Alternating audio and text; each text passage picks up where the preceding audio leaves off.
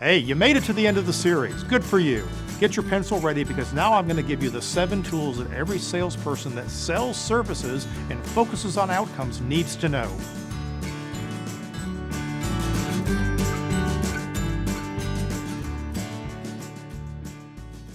Last list.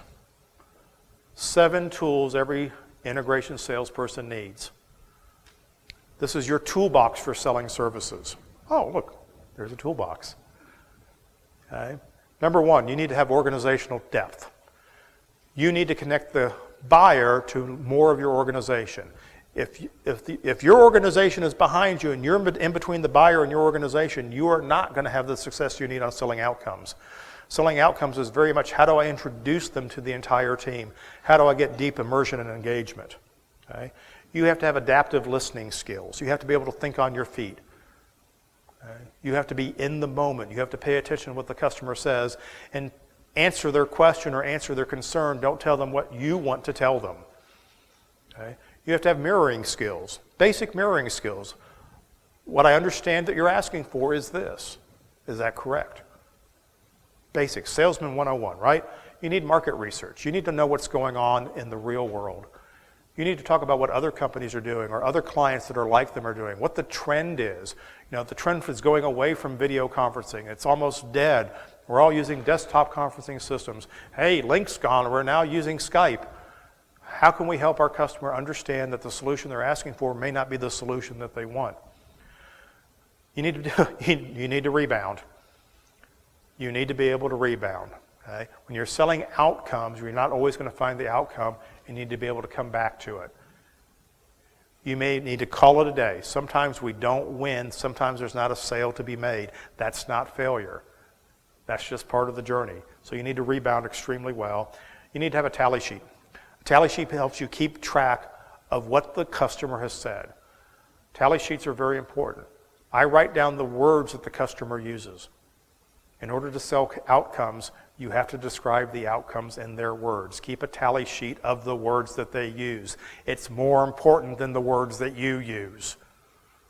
Okay? If they call it the wrong thing, you are now in the business of calling it the wrong thing. Okay? And the last thing you need is patience. Selling outcomes is a long haul. It's not, we're going to make one sales call and sell an outcome. Okay? You want a customer for a long time, well, be prepared to invest a little bit. You're going to get a higher margin. You're going to get a much higher margin than you're going to get on integration, but you've got to have the patience to work into it. So, to recap here, let me put it all together for you. First of all, understand the condition of your customer. You need to develop vertical relationships. You need to work up and down the organization. Your buyer for outcomes is at the highest level. But the person who's going to get you there is the person who has a problem at the lower level that needs to be solved. And you need to gather as many problems as you can and as many needs as you can so that you can have a compelling conversation when you get up the food chain. Because you have to find a valuable problem. A valuable problem is a problem you can put a number to. And your solution has to cost a lot less than the problem is costing. My recommendation is find solutions that are 1/10 the cost of the problem. And you will get the meeting. Document the value. When you're selling outcomes, you're going to document the value that I just described. Find a valuable problem, put a document to it. Okay? Dialogue up the decision ladder. Pre-sell the outcome through all the stakeholders that you just talked to. They will help you refine the outcome so that you're putting it in terms that the economic buyer is going to finally understand. Okay? This is not a hang and bang. This is not go in, throw something down on the tabletop and get a sign. You're going to have to work at this, but the payoff is fantastic. And anticipate objections. Objections are your stock in trade. Being able to respond effectively to objections is the difference between you being a successful salesperson or business development professional and the guys that are just posers. You're here today because you're successful. Okay? We need to up the game a little bit.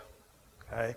Objections are your stock in trade, and then you have to find that right buyer and keep trying, because you may not find the right buyer in the organization the first time. You may not be able to convince the CIO, but you may be able to convince the CMO. You need to find the right people in the organization that understand what you're doing so they can be your champion. because what you're selling is a very valuable outcome with a 10-to-1 return. That doesn't mean that we're going to find a buyer who understands that all the time. Well, I hope you enjoyed this video series on the transition from selling deliverables to selling outcomes. I think there's some great things in there that you could use every single day. Have fun applying them.